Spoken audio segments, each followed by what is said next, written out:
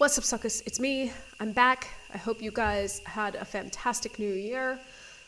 If today is any indication of how my 2024 is going to go, seeing as the trees are making love and destroying my sinuses, and my computer has completely and utterly eaten this video twice, I'm going to need a trip to the Maldives by yesterday. But anyway, that's not what this is about.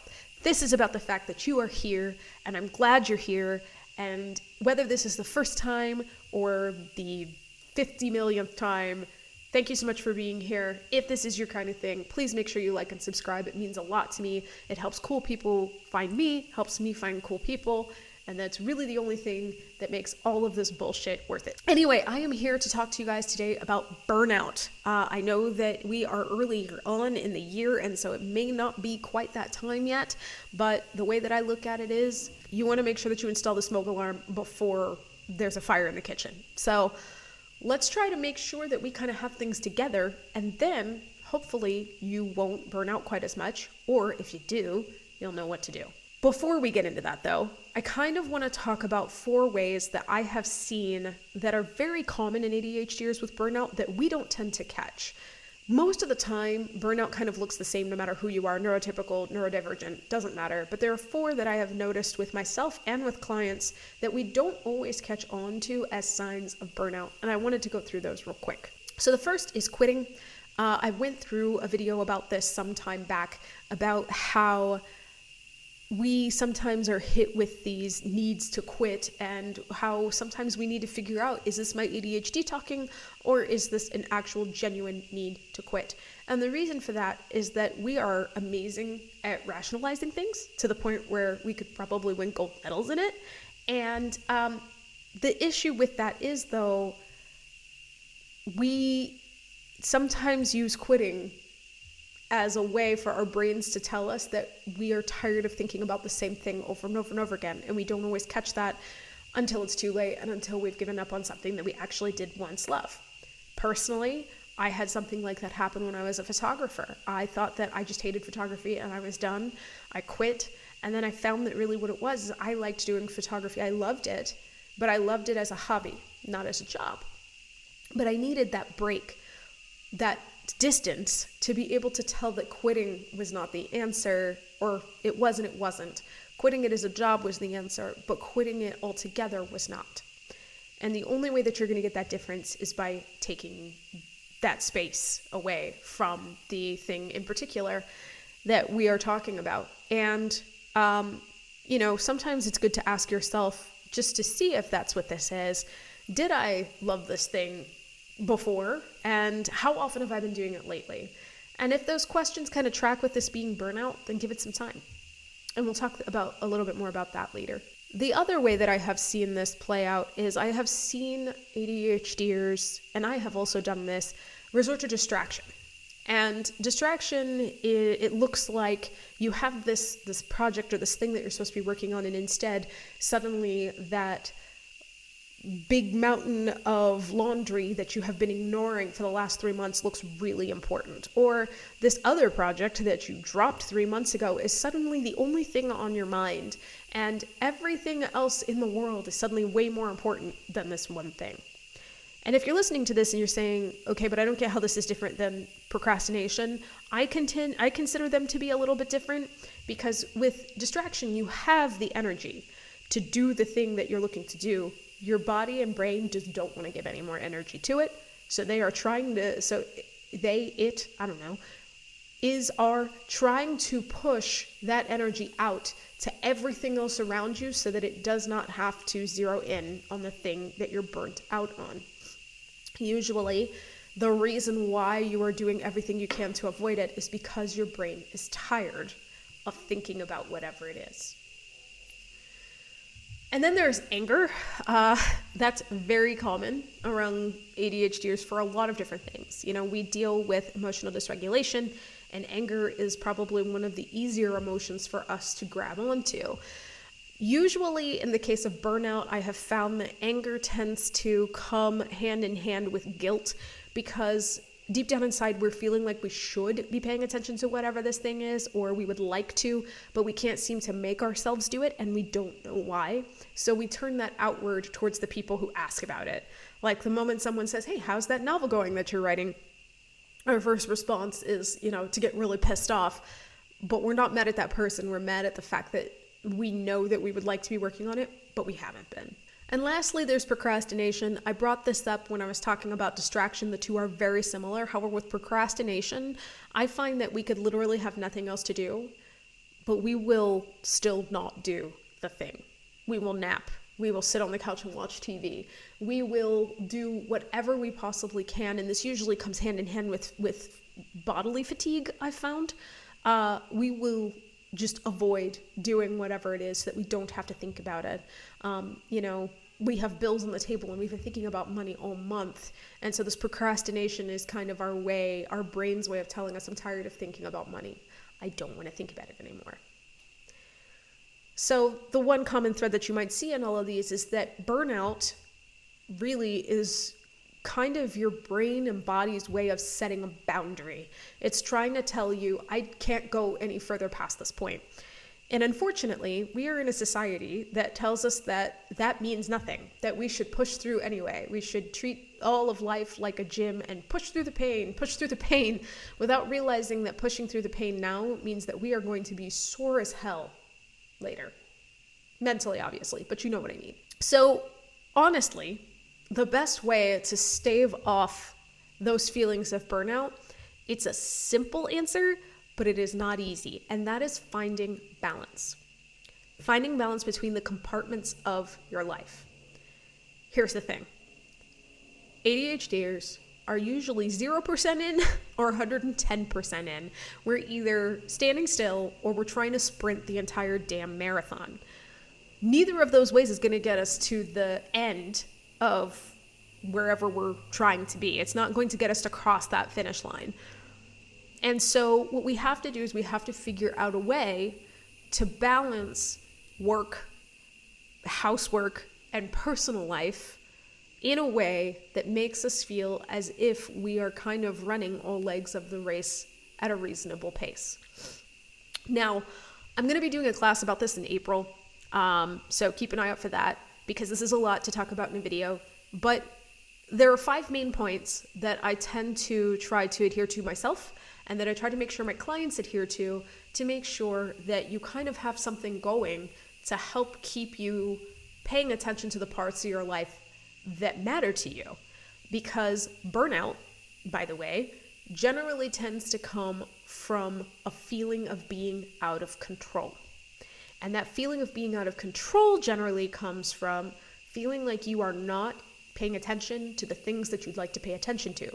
So by trying to make sure that we get you paying attention to as much of those different parts of your life as possible, there is less of a chance that you're going to feel out of control and less of a chance that you're going to feel burnt out. Now, the 5 different things that I pay attention to. The first is making sure that I have one particular spot where I put all of my important tasks. I would highly suggest that this be portable, but if it's not portable, just make sure that it integrates with something portable or that you enter it into something portable. The second is that when we are talking projects, overarching projects, note your start dates and your due dates. The reason for this is that if we don't have an idea of when we're going to start things, generally what we'll wind up doing is we'll wind up just starting things according to however we feel or what we think might be a priority. And the next thing we know, we are stressing ourselves out and pushing other things out of the way for stuff we may not need to focus on right now.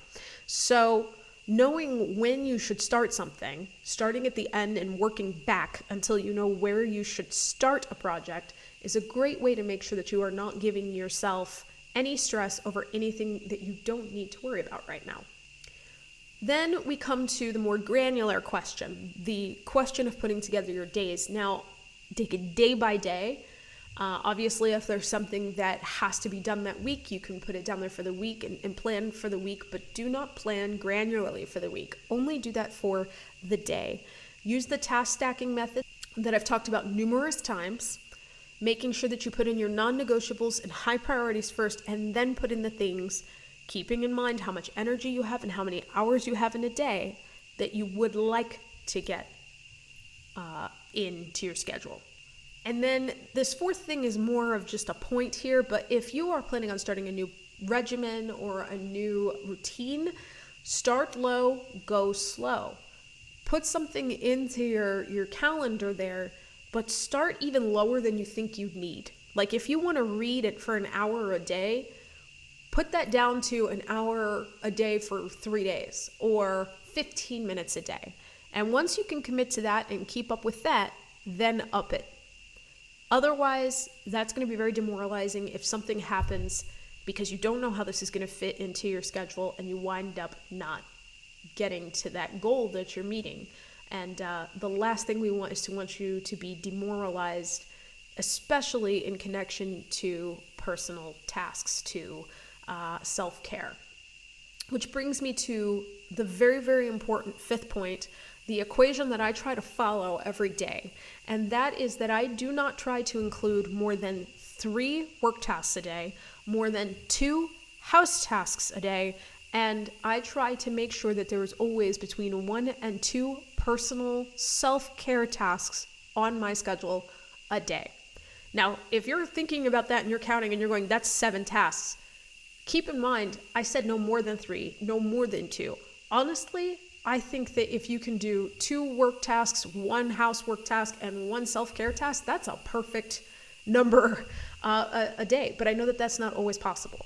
So I'm trying to say that you want to make sure that you are giving attention to each and every compartment, each and every part of what makes you you in your life, so that you don't feel like anything is getting ignored, but so that you are also able to kind of split your energy during work time, during housework time, during personal time.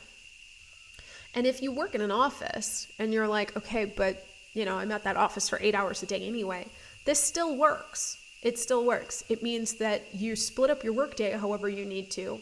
And then with the time that you have at home, you allow yourself to either do a work task or do a personal self-care task, or both if you have the energy. Which brings me to some very important notes here as you're trying to figure this whole thing out to keep yourself from feeling burnt out. The first being that you do not have to do it all every day. You don't. The only thing that I am going to amend that for is your personal self-care time. Most of the time, if you find that you only have the energy to do one thing when you get home or when the day is over, make it self-care. Make it self-care. Reason being, that decompression time now is going to feed into you having energy later. Because I promise you, at some point, you're going to be like, yeah, I've given myself a lot of self-care time recently. I've done a lot of reading. I'm actually kind of ready to, take care of something in my house. So today I think I'm going to do a household task, a household chore. It's going to balance out. But if you try to push yourself aside over and over and over again in hopes of getting stuff done, eventually you're going to burn out and you won't get anything done. So if you're going to put a priority on anything happening every day, make sure that it is your personal time, your personal task that we refer to. Okay? Everything else, keep in mind, you can sit there and you can decide what fits in a day and what needs to be done tomorrow and what can be worried about later. I don't know if you guys remember me bringing up Sansama, but I still use it, and it's amazing for this. It has you build up your day, but then it kind of has you figure out what can be done tomorrow, what can be done 2 days from now. And that is a great way to make sure that you remove some of that extra weight off of your shoulders. I do have a link in the description to try that out if you want to. But whatever you use, just make sure that you are keeping your mind open to not having to do everything and hit every single point every day, except for your self-care. The second note that I have for you is to be intentional with your time. And a lot of people hear this and they roll their eyes because what the hell does that mean? Being intentional simply just means that you are specifically thinking about how you are building your day. And you're not thinking about, being in the moment is important, but that's not necessarily what I mean. What I mean is, as you're building your day, you are keeping in mind what it is that you would like to achieve that day, or how you would like to feel at the end of the day in regards to what you do. So it could be as simple as you're putting your to-do list together, you're like, what do I need to have done today to feel like I did well? And as you're putting that list together, you will find that you will add things that match that objective, that match what your values are, and that's what's going to make you happy at the end of the day. That's what's going to keep you from feeling burnt out at all, or even quite so quickly. And finally, just another important point here, whatever you want to call it. Y'all, if you do become burnt out, it's not the end of the world. Okay? It's not. And I know that it's going to feel like it in the moment, but just try to remember in those moments that the next important thing that you do is damage control. Okay? Putting out that fire is your next big priority. That means taking time off. That means giving yourself something fun to do. That means clearing your schedule for that evening and going to bed early. It means doing whatever you have to do to allow your brain to decompress passively, might I add. Don't go do Sudoku puzzles or anything like that, because even though you'll be sitting there like, oh, it relaxes me, it's not giving your brain a chance to not have to make decisions and not focus. Your brain needs to be out of focus for a while. Once it is out of focus, then and only then do I encourage you to, think about making a big life decision. Think about making a comment to a friend who frustrated you. But do not do those things until your brain has recovered, until you have exited that DEFCON 3 burnout part of your brain. If you follow that, I promise you, you will find that you will feel less burnt out, and maybe not even feel burnt out very much at all. Because remember, as I said, burnout comes from a place of feeling out of control. If you allow yourself to have control over your own well-being, you don't feel quite as out of control anymore. And that's the whole point. So anyway, I hope that helped. Thank you very much for sitting here and listening to me. I hope it helped. If you have any questions, please drop them in the comments. Thanks very much for watching. Drink plenty of water, and I will see you in the next video or on the next podcast episode.